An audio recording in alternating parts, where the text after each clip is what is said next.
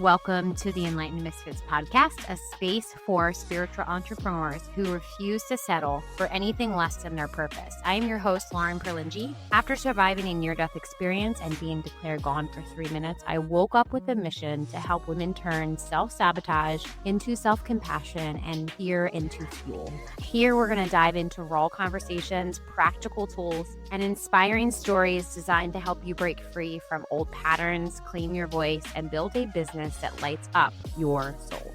If you've ever felt like you don't fit the mold, you're in the right place. This is where Misfits rise into their power.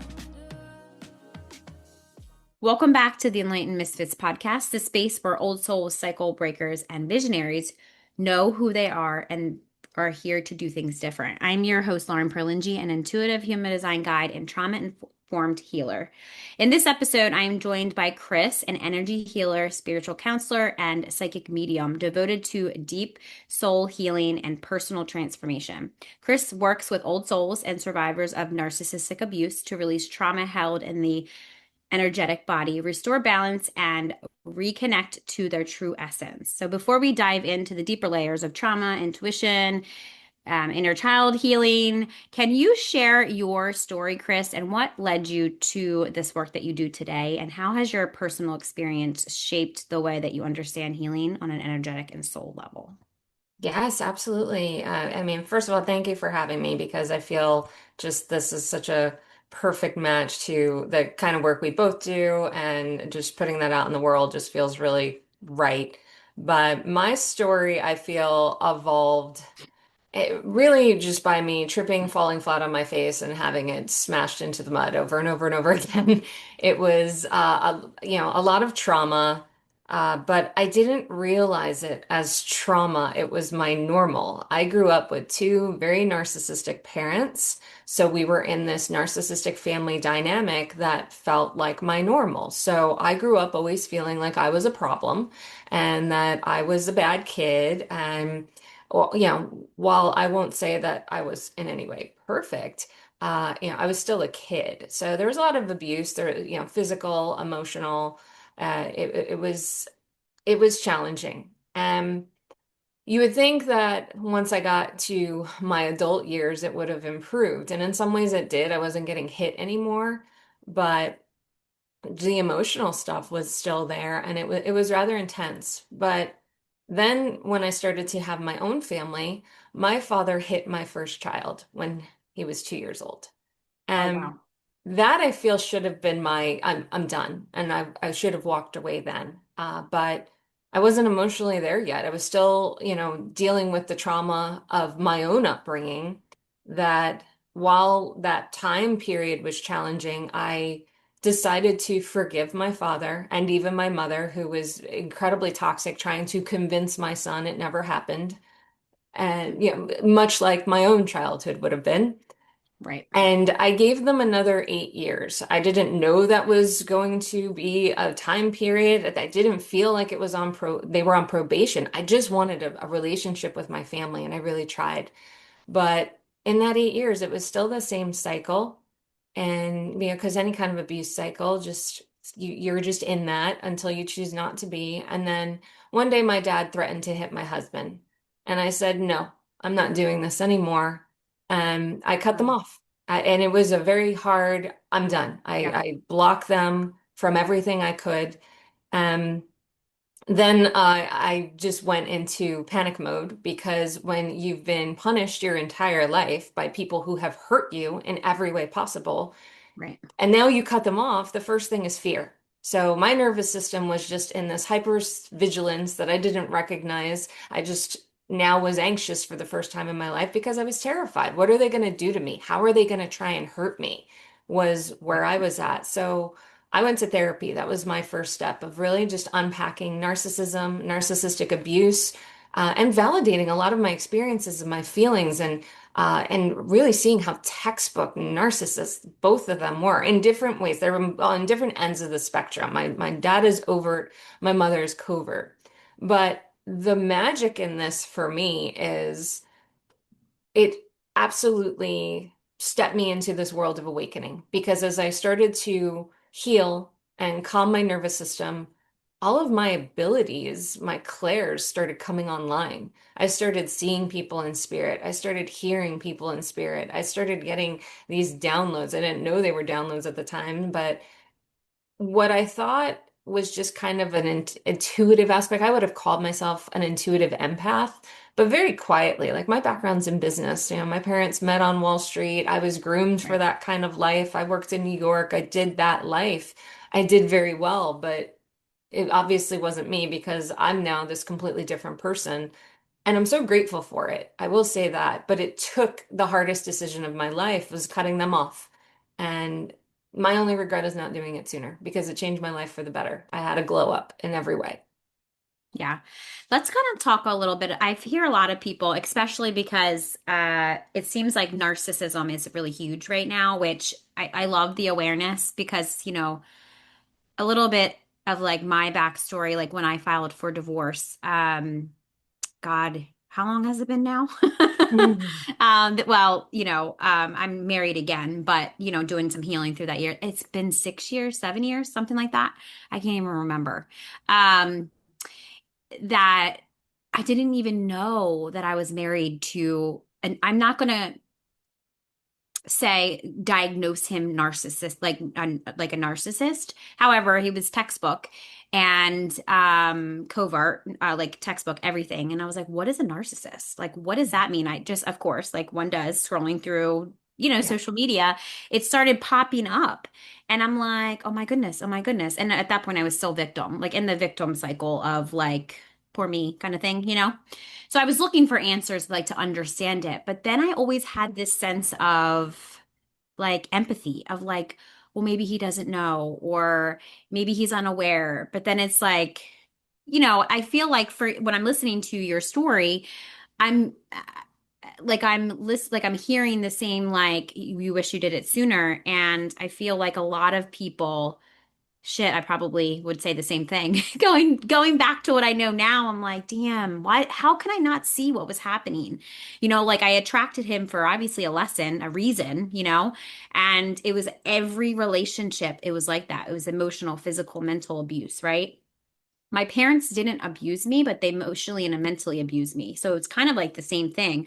I actually say, which is probably not like I probably shouldn't say this, but I say it anyway, that I would rather somebody beat the shit out of me than ever mess with my mind or my emotions. Yes. Yes, I've said And that like, myself. yeah, and people are like, "What?" Like, and I'm like, "Well, you don't understand. You Yeah. just don't get it, right?" So, can you kind of talk a little bit about like what that looked like for you when you said, you wish you did it sooner? Like, what was kind of going on through your mind until you were like, this is enough. This is like, what was that moment for you of like, I'm not doing this anymore?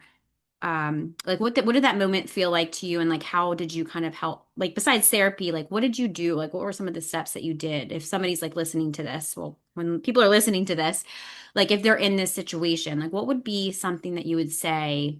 Like, what's one step that they can do to kind of move forward so they don't get stuck in this place? Well, I like how you brought up about having that time of victim mentality because we often say, don't be the victim. But I feel like when we're in these situations, being in that victim energy, because I work with energy, it's Yeah, important we have that at least for a time because we're grieving. So we need to right, look at those things that have happened to us that were horrible and hurt and allow for that pain to make its way through and out of our body because right, otherwise it's just going to get stuck and stagnant. So it's more of allow it and help yourself move past it. So for me in the beginning, yes, therapy was a big part. Reading is huge for me. I've always really enjoyed reading. So I probably pulled every book on narcissism there was at the time, especially having narcissistic parents, and really just unpacking a lot of it, unpacking my feelings, validating so much of what I was experiencing. But really, the key for me was regulating my nervous system. So uh, I didn't even know what breath work was at the time, but I was doing it. I was just really taking deep, intentional breaths, making sure I was filling my lungs, not even recognizing how for so many years, I wasn't filling my lungs completely breathing because I was constantly in fight or flight. So Yeah. recognizing that was really important. Tapping, emotional freedom technique, Yeah. it's amazing. I felt that was very important, especially because if you've cut off a narcissistic parent, and most people can speak to this, they try to creep in and they do it in very toxic ways. They don't come to you like, gosh, I'm so sorry. Can we try and work this out? And forget the sorry. Like, oh, can we try and work this out? They don't come to you that way. They come to you guilting you, shaming you, anger, lashing out. So my mother, even still, it's been almost 9 years, and she will still try and get through. And someone I Wow. blocked.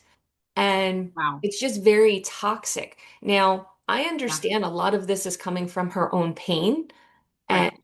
that's for her to process, but Hmm. that doesn't mean I have to accept that because like I said, it's very toxic. There is no attempt to try and do better and be better. It's just wanting to make me feel bad. So I go and apologize. It's that old part of me, that old routine. Let me apologize for something you did to hurt me so we can just move forward.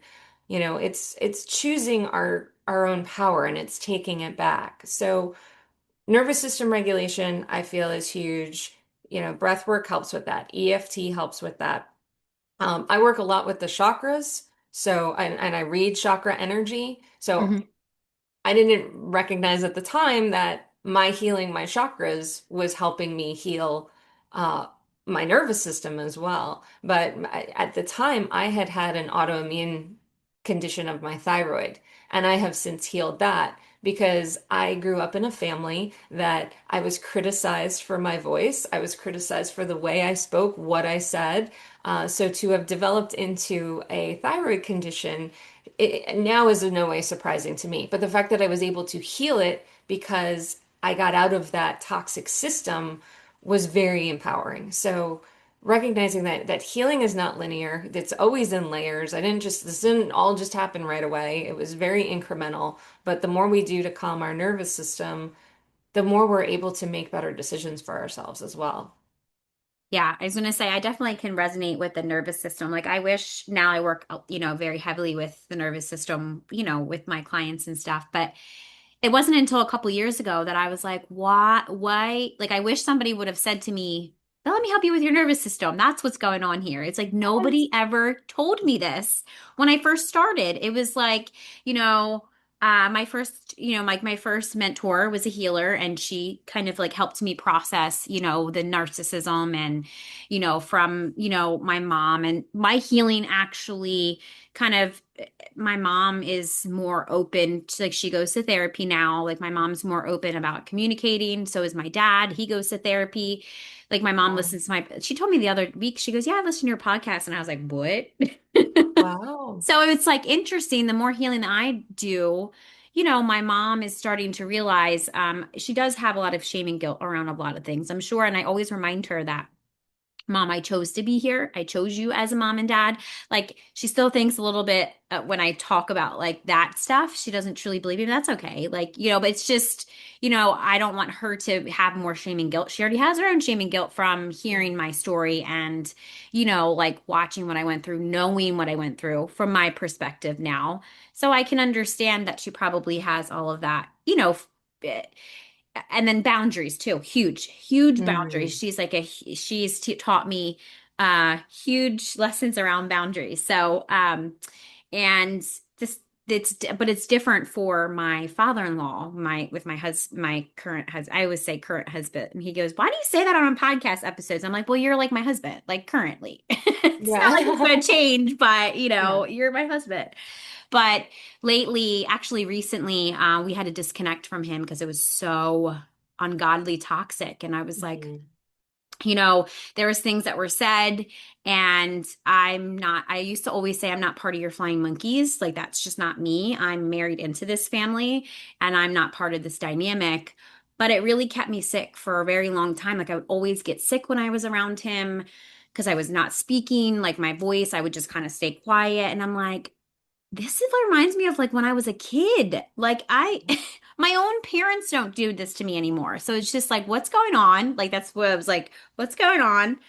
So yeah, so it was, and I now have more empathy and compassion and understanding for my husband because I actually was I lived it with him for the last couple of years, and I realized, oh my God, this is true. Like somebody that does not want to heal, somebody that has a lot of emotional pain and does not like to the point that he tried to confuse me, and it's like you can't confuse me. Like I know exactly what happened, and I'm just like it just was very mind-blowing. So I'm relating that story to yours to understand like I couldn't even imagine to have to grow up and live with somebody like that. I mean, I've had my own experiences with it, but it, that's it's I think a forever journey, right? It is Yeah. absolutely, and, Yeah. and to your point, I do believe also that we choose our parents Hmm. because it's for the lessons we want to learn to help our souls Right. evolve. Yeah. And my soul absolutely has evolved in this lifetime through a lot of pain, through a lot of heartache. Right. I Yeah. but I can say the first time I remember learning like we choose our parents, the first thing I asked was why would I do that to myself? Yeah. Because I just felt like my parents hated me. I still feel like they do, Yeah. because they don't understand what unconditional love is. Their idea of love is so broken because it was given to them in such a broken manner. Narcissism is a generational pattern, and it Right. takes somebody to finally say, enough. I'm breaking this cycle. But Yeah. in order to break a cycle, you have to do it with another generation. Me, Right. I'm doing it with my own children. I Yeah. know that ship's not even in the water as far as my own parents, and that's okay. They don't have the ability to be self-reflective, and it's hard to do a healing journey. We know that. Right. Healing journey is miserable in a lot of ways, but it is the one way we can evolve the most because we allow ourselves to look at all those dark parts of ourselves, the parts of ourselves that we don't want to, and say, okay, I love you still, and we're gonna get through this, and Right. we're gonna move forward. But yeah, it's been a journey. Yeah. I do. I love how you just said that we heal the narcissism with another generation. And I Mhm. literally, when you said that, it clicked for me that the reason I used my daughter for a very long time, she's 6 now. I used her as my why for the reason because I couldn't figure Mhm. out how I could do it for myself until I now have I do it for myself first, obviously, and then Yep. I do it for my daughter, and then I just do it for the collective and just like my mission, right? Yeah. So I think that was really powerful that you said that because I feel like for people that, and I'm not saying that I guess my thing is like for people that are listening that maybe don't have children or they're step parents to a child that maybe had gone through this, or, because my husband is a stepfather to my daughter, but he's always been there. So like he's been there pretty much half her life. Mhm. He's always been there. Her bio dad just came back around probably when she was like 2.5, 3. But Joey, which is like she looks at him spiritually, like financially, emotionally, mentally as her dad. She's lucky. I always tell her, you have two dads. Now, Yeah. your role with your bio dad, I can't tell you that. Like I don't see it yet, like what the role was besides he's simply that's what you chose. Not that she asks, but she has been very curious of like, mommy, why do I have two daddies? And some of my friends only have one. Why do I Mhm. have um like not mommies, but she says his girlfriend. And I'm like, well, you're just lucky. Like I don't really know what to say to that right yet because it's like you're just lucky that you get to have two people, like four people that love you, obviously more, but like Yeah. parental figures that she has chosen, and it's just interesting that she goes, oh, okay. Just like how, and I'm like looking at her, like, I know your soul is a lot older than mine, so you should have this answer. Why are you asking me? I love that. It's true. Yeah. But what an age appropriate answer, for Yeah. a child at 6 to hear more people to love you. I mean, Yeah. that in itself is a gift. Yeah. How lovely Yeah. to have that as a foundation, and she'll of course will have lessons around that, but I love how you said, she was your why. I think so many of us that are cycle breakers, our kids are our why, Yeah. and at least in the beginning. Yeah. And because we didn't have the strength to do it for ourselves. And Right. there's something about, especially the mama bear, you do not. get to do this to my kids. Yeah. Right. Yes. Yeah. 100%.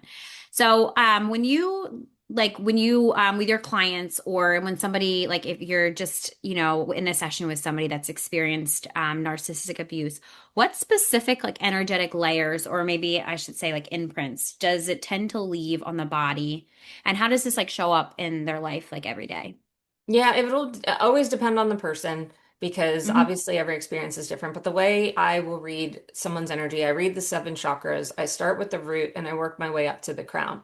And I Okay. essentially walk into each chakra like kind of like it feels like I'm exploring like a museum, like Okay. what is it going to show me? Yeah. Yeah. Because the Yeah. body has a story to tell. So if I like starting at the root because I want to see if they're grounded or not. And if they are, how are they grounded? Because we all ground differently. If they're Hmm. not, is this not serving them? Because sometimes people are not grounded, but it's working for them, especially depending on where they're at in their life.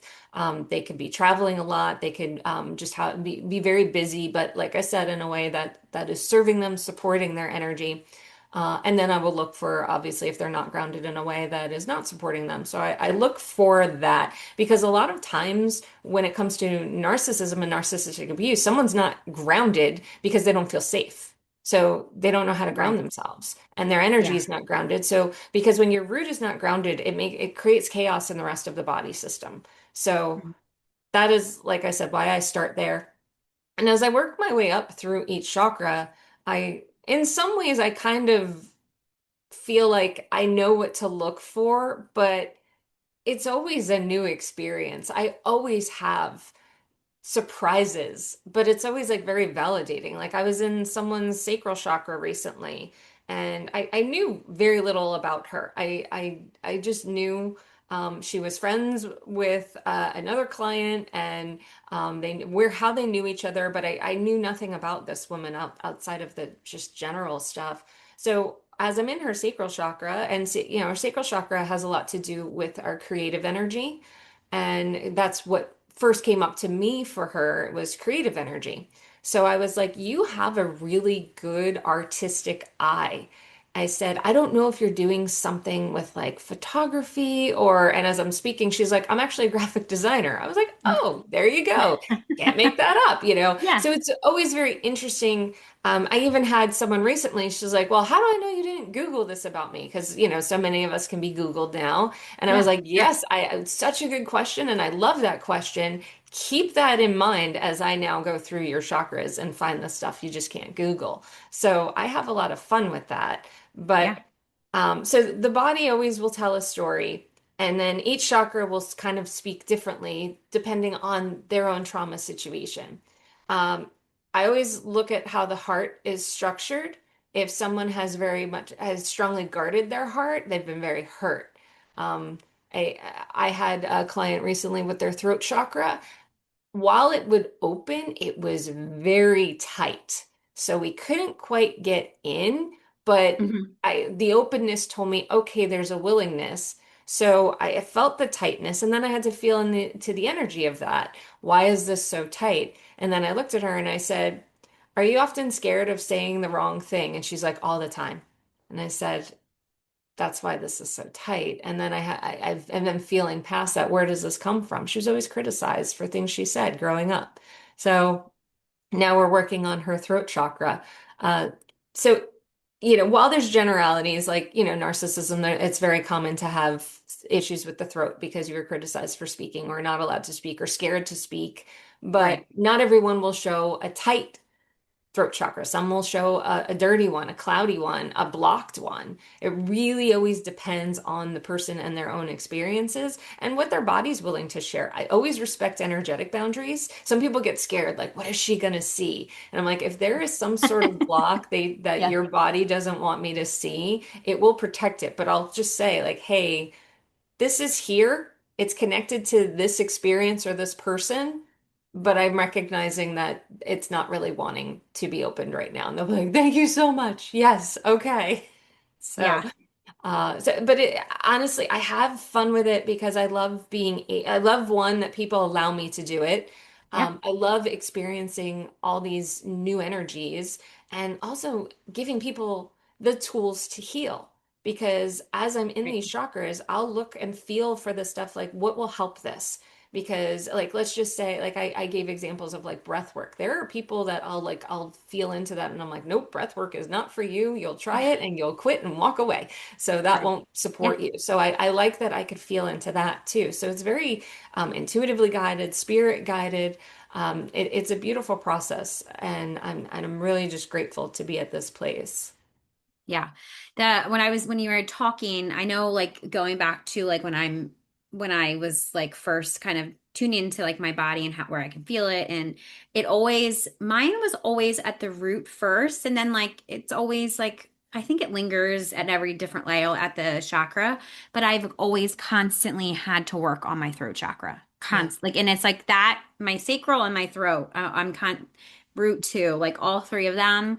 I'm like sometimes my solar plexus, I mean, I guess it's like I have all of them, but Yeah. those three specifically, feeling like safe now going like more, I'm like probably now I feel safer in my body than I've ever felt because I just trust my body.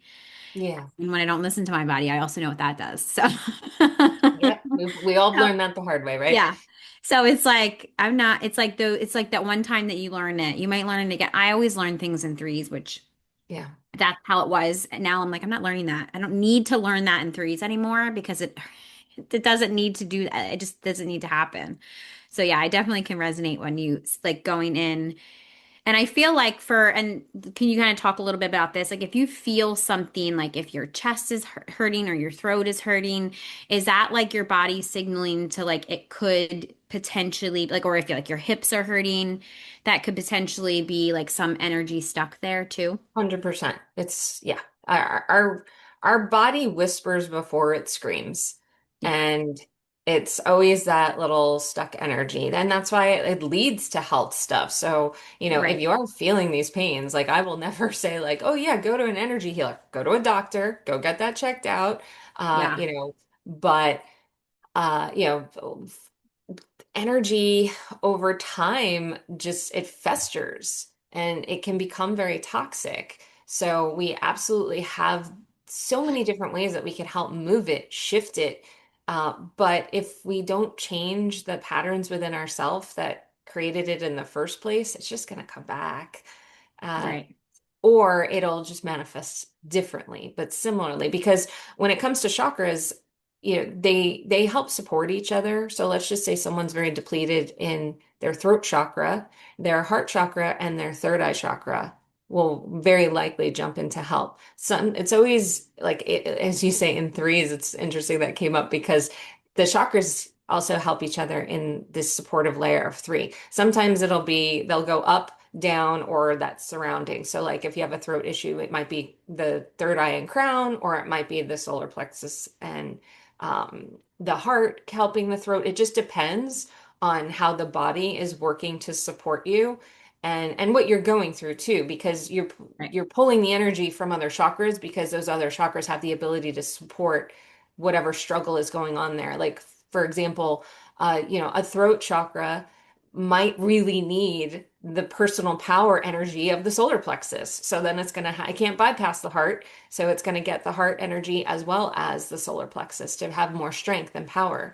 But if you need more of that intuitive insight, your third eye is going to come in to help. So it's always dependent on what the body needs. The body is highly intuitive and it's Right. pretty amazing, but over time, as you're depleting your chakras and now other chakras are coming to support it, you get pretty depleted overall. So building that energy back up, it takes time. It didn't happen overnight. It doesn't heal overnight. But Right. as it does, you feel it. You really feel it. And it's empowering. I love that, especially the clients I have that work with me regularly, where they were that first session versus like 6 months down the road. Their chakras look, feel, it's so different, but they feel it too. It's not just, oh, I'm seeing it and I'm telling you this. It's like, no, I feel it. I know it. And that's empowering. I love giving people their power back. Like, here are the tools, go Yeah. use them, come back, and we'll see how you are. And they'll be very different energetically. Yeah. And I love that you speak about it in that way too, because often people in society are like, oh, I'm sick, or here's me. I'm like, if it hurts, oh, what are you not speaking? Or do you need to Hmm. have a conversation with somebody and not speaking? Like that happened to me last week. I needed to have a conversation with my husband about something and I didn't say anything. And then my throat started hurting and I was like, okay, I guess I gotta have this conversation. And then Matt, I didn't take anything. I mean, I just took some honey, like to kind of help with just like me talking, like when I'm on podcasts or just in general. But then I had that conversation and it's like, I want to say it's magic, but I know it wasn't. It was more of like having that conversation and it was more of like fear-based for me, just being able to speak up or like say how I feel and like it being like, you're okay. Like everything is okay. Like I still have that stuff come up too. And I think that that's important because a lot of us too, I'm sure you can resonate with this, that it still creeps up. Like, oh, if you say something, you might be criticized. Oh, just be quiet. It's everything, act like everything is okay. And I'm more anxious type, so I will get a little anxious and make a story in my mind when that's not reality. Like that's not going to happen. But it's just reassurance. And my husband does a really good job of that. Like, understanding, where from my past and understanding of like, you're okay. And just simply like, you're okay. You could, and then, he goes, your throat hurts. Do you have to say, it's just funny now because he's like, your throat hurts. Do you have to talk to me about something? I'm like, actually, yeah, I do. Yeah, but I love that you say that in the way of like, we do have the old stuff come up. We are Yeah. on a healing journey. And when the stuff comes up, we often feel like we're failing or we're Yeah. frustrated by it. Like, I healed this or I thought I healed this. Yeah. There's no reason for this to be coming back. And Yeah. and sometimes it's coming back to show you how much you've healed, that you're not having the same responses anymore, that you know how to self-soothe, that you know how to process it and not just ignore it or whatever older pattern you have. We tend to have it come up, but we respond differently. And then we Right. recognize we've changed that pattern. And that is so empowering. But yeah, none of us are immune from those those elements of the past. It's more Right. of how are we responding to them now? Because it's pretty much guaranteed for anyone on a healing journey, they're not responding in the same way. It just Right. can be a little scary when they show up because we worry about getting to that place again. Like when it comes up for Yeah. me, I worry about getting sick again because my autoimmune disease kept me very sick for a long time. And that was debilitating, especially as a mother. So to be beyond that, but if something comes up, I'm like, no, no, no, no, I'm not accepting this. It's never going to happen again. So, Yeah. but it's interesting when that fear comes up, like, oh, okay, I see you. I'll walk with you. Let's have a seat and Yeah. let's process this. Yeah, and I love that you said that too because that's kind of like what was happening and I'm like, "Oh no, no, no. Like this is not okay." And it was like, "Universe, nope, it's not happening." And you're right. It was simply that to show me, I think at the time that all this happened, I believe it was maybe just being hard on myself and then this experience happened that I was like, "Oh, okay." So it was just honoring like where I was Yeah. and how much I have healed and it's interesting to me. And I say interesting because people are like, oh, I healed that. And I'm like, you keep saying that. The universe is going to show you Yeah. that you must have not healed that enough. So I'm just Yes. saying, like, if anybody listening, if you tell people that, or you're saying, or you're thinking, or you're saying it out loud that you're healed, no, none of us are healed. And the universe show. I think I probably did that at some point in my experience. And the universe is like, oh yeah, you're healed. Okay. We're going to show you how much you have not healed, what you think Yes. you healed. Challenge accepted. Yes. Right. It's It's like the universe has a very short vocabulary. So be it. And it's literally what will happen. It's so true Yeah. because I think also when we are in any kind of trauma situation, toxic situation, we want to heal from it like yesterday. Yeah. So we Yes. don't give ourselves the time and the patience that it takes to heal. And oftentimes because our nervous system is in this hypersense state Right. and we want to feel better. So there's nothing wrong with that. And Right. but to just say like, "Oh, I healed that." Yeah. I often find we're also ignoring something or we've missed something when we're so Right. quick to say, oh, I healed that, because we want to convince ourselves. But I feel that also sets us up for some disappointment when something comes up to show us, oh, wait, there's a little other thing here that we haven't yet unpacked. It may not be the same lesson, but it will have a very similar energy where it feels the same, and then we Right. feel like we failed. So I think, like I said, people who are like, oh, I healed that, they're setting themselves up for some sort of feeling of failure, or when the Yeah. universe decides it wants to introduce a very similar lesson that feels like you're experiencing the same thing over again. But when we get to that place where we don't look at this pass, fail, healed or not, just evolving, I think that's the important part of this. Right. And the awareness that comes with it. So if it does pop back up, I never really understood in the beginning of, when I first started to truly take I've always been aware, I feel like, I say this all the time that like I came out of my mom and I just was like, what, oh God, like I chose here, like, oh, like what's this, like just very conscious and aware. And then of course, experiences and trauma happened that I kind of just silenced myself just to kind of stay safe, right? Yeah. Um, but when I really took my healing seriously, through many, probably, I don't even know when my actual physical, like maybe like spiritual awakening probably was like 2018, 2017, something like that. I just kind of always had this knowing of like seeing things, you know, but not believing myself because I'm like, oh, I'm just people, I'm crazy. Because I would say things and it's like I started to believe people and that, I'm surprised I didn't end up in like mental institution.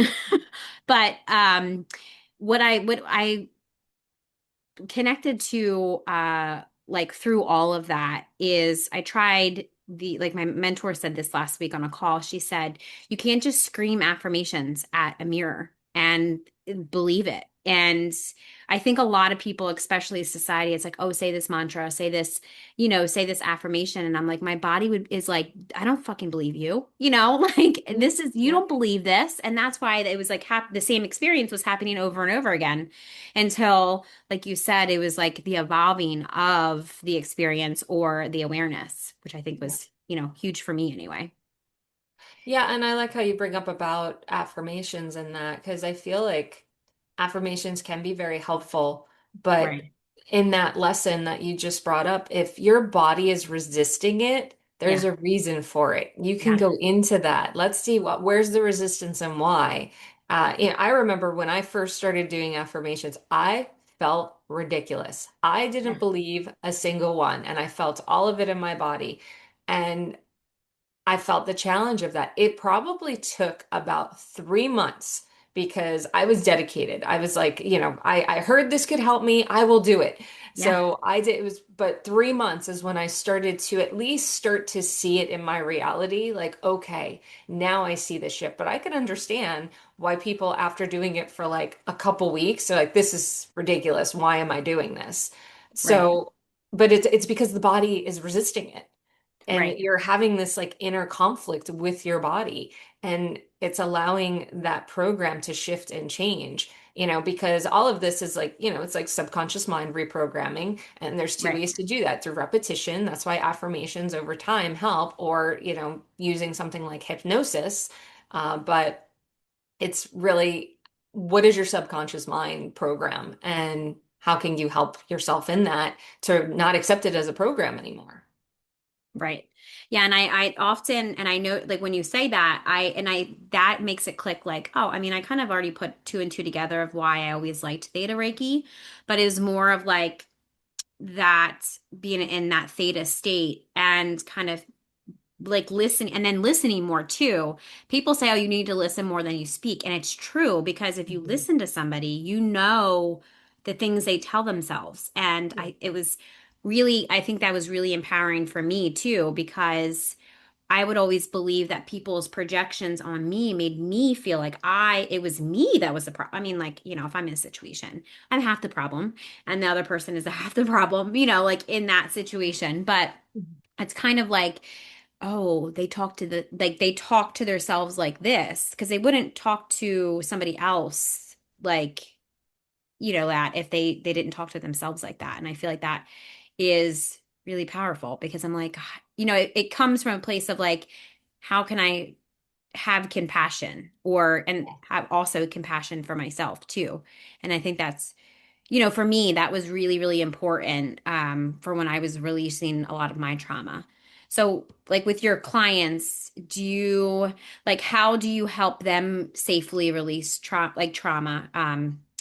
We do very similar work, and I've noticed a lot of people's systems are very overwhelmed and they try to re-traumatize themselves. Like, what do you do in your work that kind of helps clients do this very safely?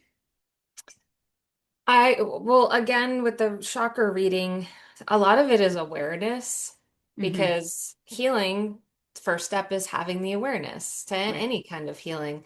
Yeah. So when they are able to hear, okay, I see this in your energy body and I knew nothing about them, and Right. I'm able to link it, it helps validate them. So I feel like that's such a great first step is the validation and whatever that is. I mean, that's how I work in my work, but people can also help validate themselves through, they could do talk therapy, they can start reading and reading other people's experiences, go into to group type of situations. Like I feel there's like a subreddit on any kind of healing. That was one of the things I did early is like, children of narcissists and children of narcissistic abuse. Like I was going into a lot of that because it was very validating. So if you are in that, still in that hypervigilant state, those smaller things are, I think, very helpful because you're in that process of unpacking. And what you're also doing energetically is you're allowing some of those energetic ties to fall away. They don't become as tight as they were. So you start to relax, hence that connection to the nervous system. So that's how I like to start is because if you try to do too much too soon, the energy body works like a rubber band. So it'll snap right back and then it'll hurt and Right. it just won't feel good. So it has to be more subtle. So depending on the person, some people can do more. I guarantee if I have a Virgo sun sign sitting in front of me, they are going to do every single exercise I tell them, and then they're going to feel a lot better and say, "Wow, that was great. It worked. What can I do next?" I am big on astrology and working with people's energy in terms of the makeup they have created for themselves in this lifetime. There are certain signs that I could even just feel in their energy. I'm like, yep, I'm going to give them this activity and they're not going to do it. All right, next. So I'm feeling into what's going to work. So I really like to be respectful of where somebody is at so Yeah. that so that they'll feel inspired to do something. Because I could give them a list of things that to do and to help, but if I already feel it's not supportive of their energy, I know they're not going to do anything. That doesn't help them. But if I find, and I will even tell them, I was like, I'm feeling resistance to this for you, which means you're going to do it for like a week and then quit and say it didn't work. I said, so when that comes up, hear my voice right now, keep going because it gets better. And I've had many people say, I got to that place and I remember you saying, and I said, yeah, there it is. So, we all have that in us. Yeah. But some of us are a little more dedicated than others, by no fault, really, of just this Right. is just how we are. And that is okay. It doesn't make it right or wrong. It's just what works for us. So I really like to be able to work and support the energy body of the person I'm working with. Yeah, and I love that you bring astrology into it because I'm always been obsessed with astrology. And I'm just sitting here thinking, I mean, my sun sign is Aquarius, and like talk therapy never worked for me because Yeah. I'm like, you want me to talk to somebody else? I don't even, like, at that point, don't even like people. Like, I don't even, I love humanity, but like, I don't like humans all the time. I don't like to be, I call it like, I'm too much peopling, like, I like that you brought up about an Aquarius and that, yeah, talk therapy is tough for an Aquarius, but yeah. group therapy is actually more helpful for them. Yeah, I've So, always liked to be in groups, yeah, communities. That's why I have my own it's more community supportive. because I like it. I mean, Yeah. I'm also a Pisces moon and rising too, Oh, so yeah. you know, Yep. Yep. So community is very supportive for you, but your yeah, Aquarius sun is actually driving that as far as what helps you in that healing space. Because there are a lot of modalities out there. So I think it's very important for people to hear if something didn't work, it doesn't mean it doesn't work, that there's something wrong with them. It just right, there's another modality that better supports their energy. right. So that's why I feel astrology is so important because it says a lot. Because as soon as you said Aquarius, I was like, yeah, no, that's not that is not going to be a talk therapy situation. But put you in Yeah, a group, put you in a like your tribe, you're yeah. going to feel really good.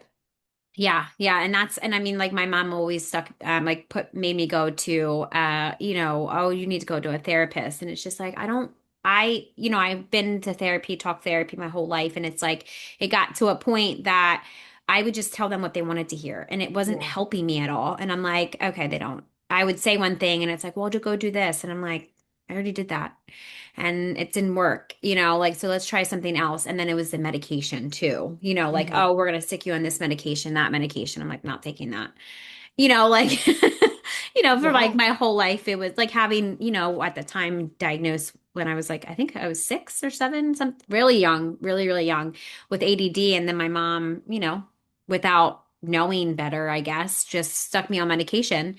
And which is why I'm so resistant now. It's like I won't take anything. Like I was like, oh, let me try to do that. Like if I have a headache, like a third eye headache or something, I will wait until the least possible moment to take something because it's just like that reminder of like that control of like I want to be able to have control.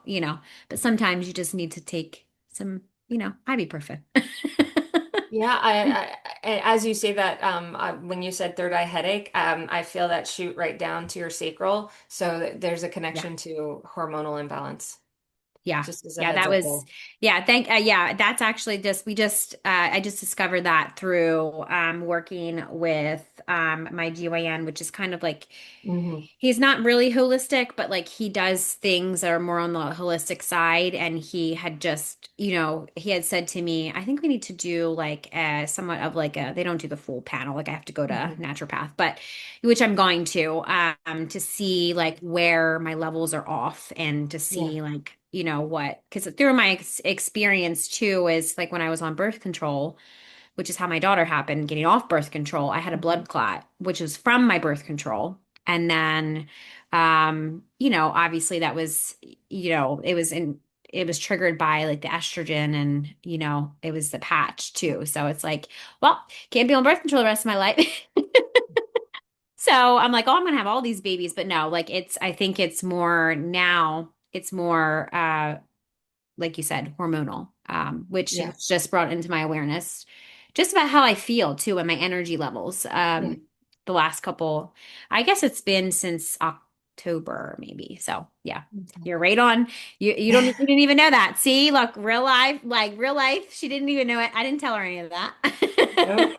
that. Well, anytime there's like two things that my body tends to do. One is if somebody tells me uh, a symptom, I feel what chakra it's connected to. So that's what you Oh, told okay. me about Yeah. the head, and then I Yeah. felt like my body just zipped down, and I was in my sacral. So I was like, why am I here? And then I was Oh, like, yeah. and then I heard hormones. So that's one thing. The other thing is if somebody tells me a name of anybody. Hmm. I can literally jump into that energy of that person and tell you about that person. I will never go around. I always feel I have to state this because it's just an ethical thing. Yeah. I will Yeah. never Yeah. go around into that person's energy because that would be draining for them. It's always through the person that has said the name. So it's, Right. because then you're respecting the boundaries of energy. Yes. So, but Yes. yeah, Yeah. like I said, it's just all of a sudden it's like, yep, I know who you're talking about. Let's go. What do you want to talk about? Yes. Yeah. But yeah, my body just responds now. So it's fun and it's exciting, but it also makes it next to impossible to have normal relationships. Right. I hear you. Yes. Yeah. Some of my friends, like, they'll ask me, oh, can you read this person's energy? And I love that you just said that, like ethics too. And I'm like, no, did that person say I can read their energy? No, I'm No. not doing that. Like, yes, I've tried to do that, before, and the universe showed me how, very quickly, Lauren, you're not doing that. You're not doing it the right way. So yeah, no, the boundaries of, but Yes. I like how you said you can go through that person because it's like, depending on like what the situation is, I can give them intuitive Yes. insights to Yes, exactly. how they personally can move forward Yes, or what, like exactly. not necessarily like, like that you see all over. Like, and I love tarot card readings and I love readings like that. But no, I'm not going to, if you're asking me if your ex is coming back, I'm going to ask you, why are you asking me that? Because you already Yeah. know. Exactly. Don't Yes. ask me questions like that. Like those questions, I'm like, seriously. I never like those questions because it's like, why do you want to? And here's me like trying to coach them. Why do you want to go back? What's coming up? Like, here we are in this like Yeah, inner well, child conversation.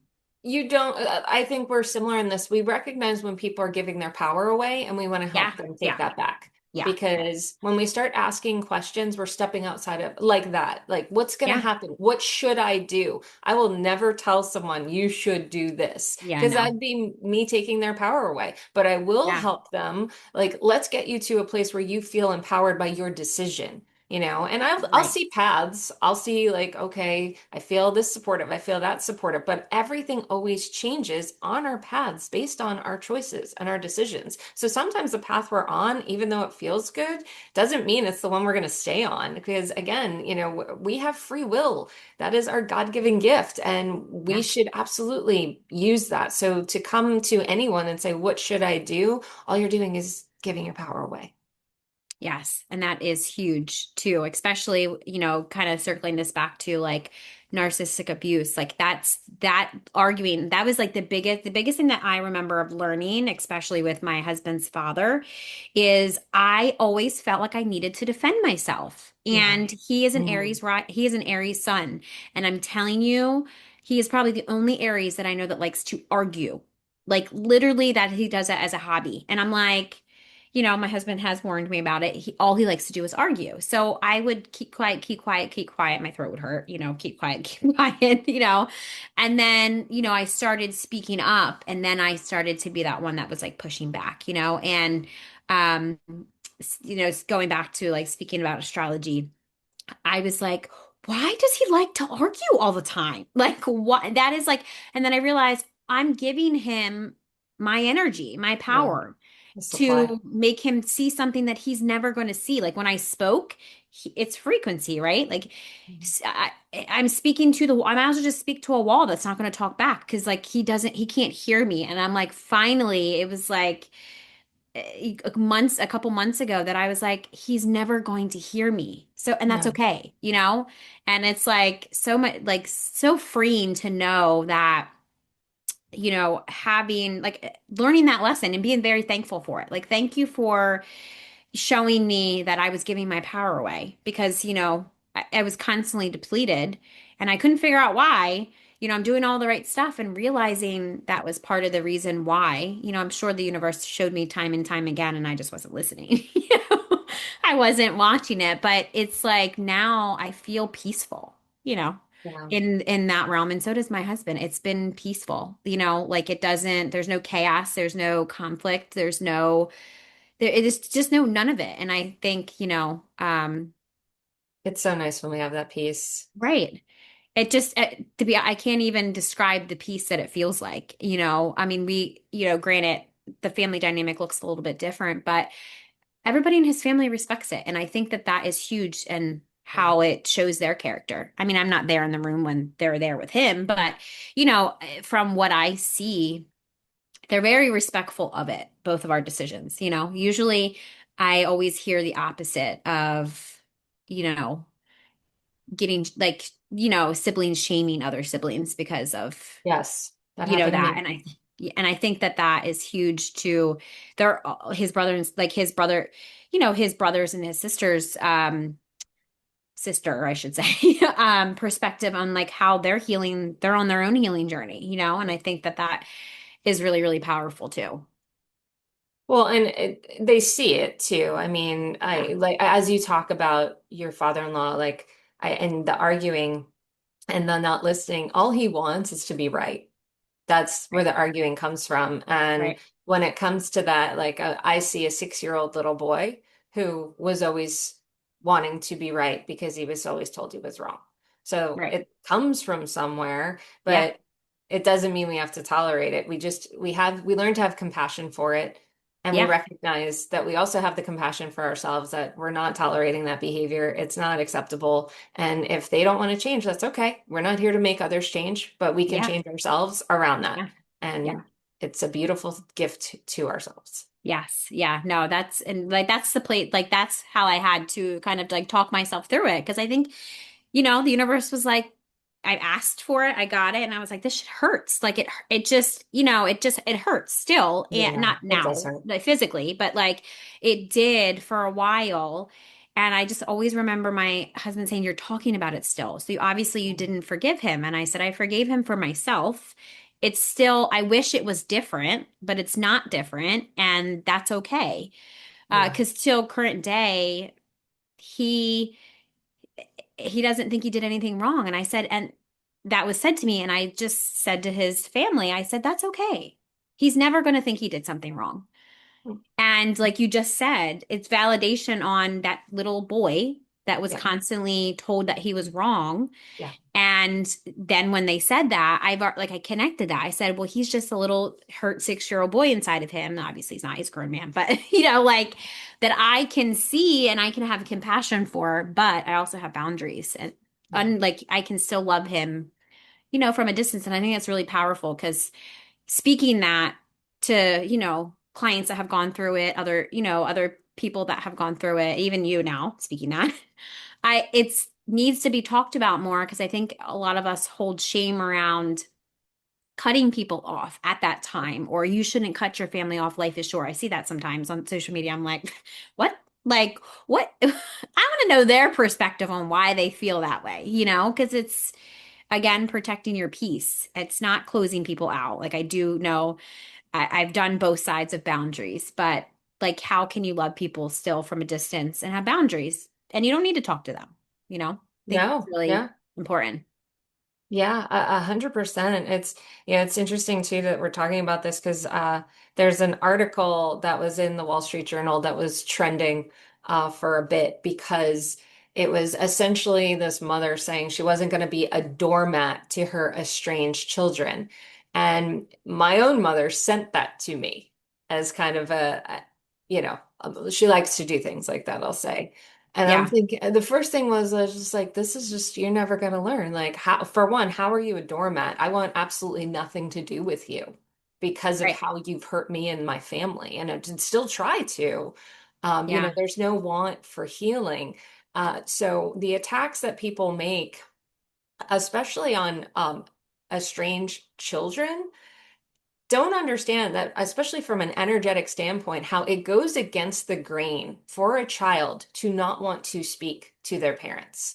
It right. takes a lot to get to that point. This is not some flippant decision. It is a final Right. moment of enough because it's recognizing that I deserve better. Are there circumstances where people are probably toxic as children? Absolutely. So I'm not trying Yeah, to sure. excuse that every single time, but how difficult it is for a child to cut off a parent is you are doing something so incredibly challenging on an energetic level that it actually can make you sick.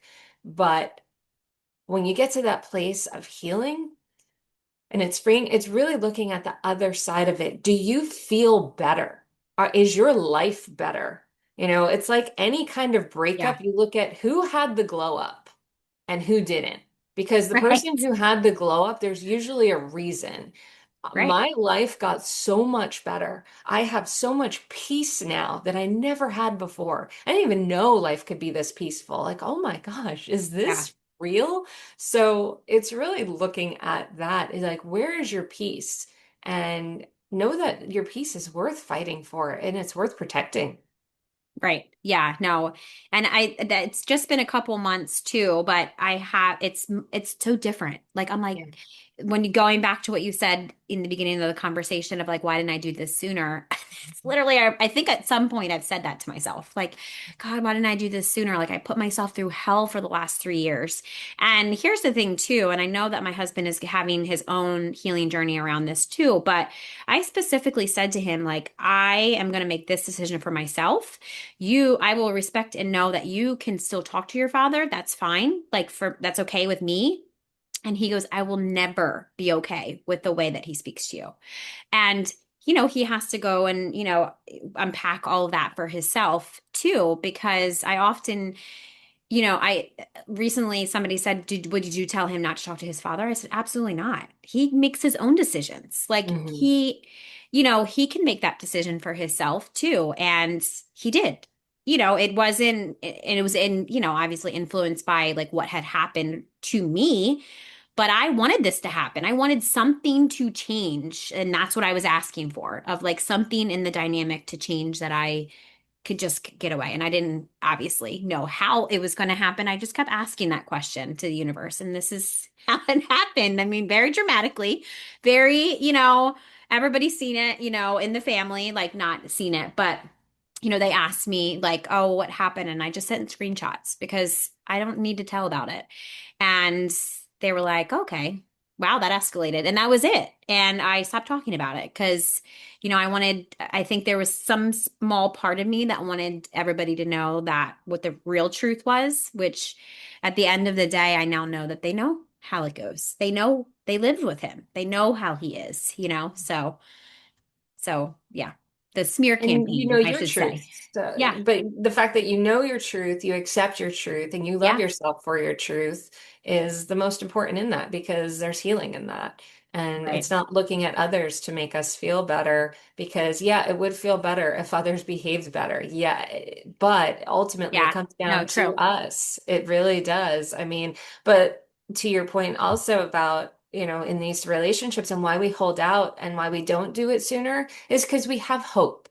And there is nothing wrong with having Yes. hope that someone is going to do better and be better, especially when you see the potential that they have it. I've seen you do it. My Right. parents are really good to people outside of family. They are like, people would tell me all the time how great my mother is, how great my dad is. And I'm like, Yeah. you have no idea. But I didn't say that. I Go just said, live with yeah, them and then see yeah. it. But Yeah. living with them, growing up with them, having to be, physically, emotionally abused by them on a regular basis, they didn't see that. So I had to deal with the broken parts, but I would hold out for hope for what the world got to Yeah. see, that I'd get that more too. And I didn't. And my brother did. They absolutely adore him. My sister didn't, but she didn't have the strength to walk away. She's tried.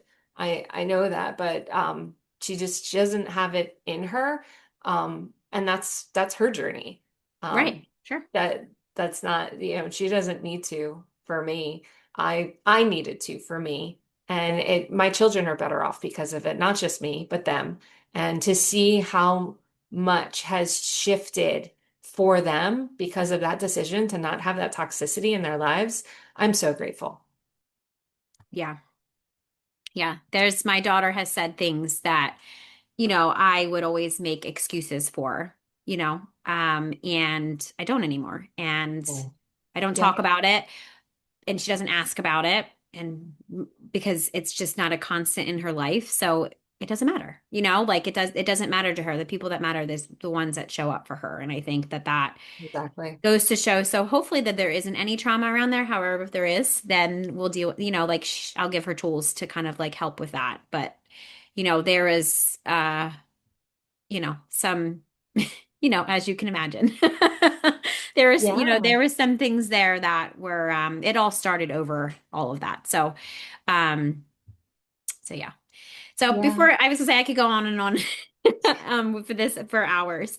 But as we wrap up here and as people are, healing through these layers, what kind of shifts would you suggest maybe if you are just consistently witnessing them in relationships or, decision making or a sense of self? Like what shifts do you see or do you like consistently witness?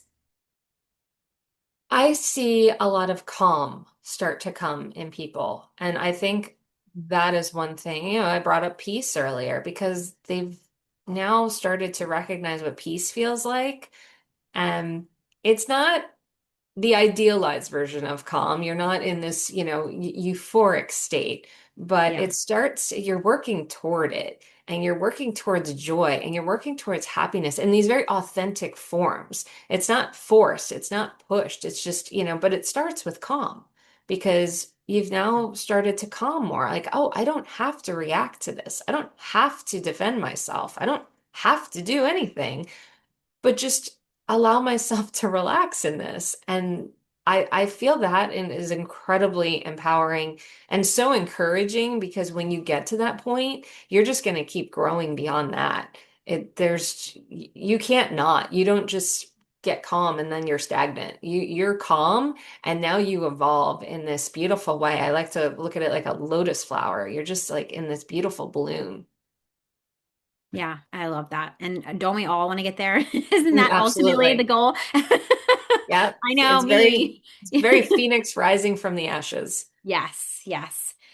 So that wraps up today's episode on the Enlightened and Misfits podcast. If this conversation resonated and you're recognizing patterns from maybe your own trauma, maybe narcissistic dynamics, maybe inner child wounds, know that nothing is wrong with you and your intuition didn't just disappear. I know that some of us feel like it can feel that way. We are just trying to adapt to survive in the healing path that brings you home. So if you love this episode, please take a moment to subscribe. Make sure you check out all of Chris's links below in the description box if you are watching this over on YouTube. And if you are listening to this, all of her links to connect with her will be in the show notes.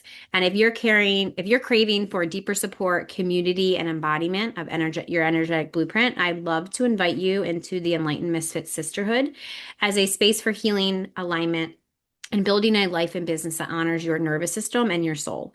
Thank you so much for all of your wisdom and doing this work, Chris, and walking this conscious path of healing. I hope you have an amazing rest of your week, and I will see you next week. If today's episode spoke to you and you're ready to rise with support, I'd love to invite you in to the Enlightened Misfits Sisterhood, a sacred community for spiritual entrepreneurs to heal, grow, and lead with purpose. You can join us by using the link below in the show notes or connecting with me over on Facebook or Instagram at The Mermaid Light. If you loved today's episode, subscribe, share, and leave a review. This helps support us reach more women who are ready to rise. Remember, your journey isn't about fitting in. It's about embracing the truth of who you are. Until next time, stay inspired, stay aligned, and keep creating your extraordinary path. This is Lauren, and you've been listening to the Enlightened Misfits podcast.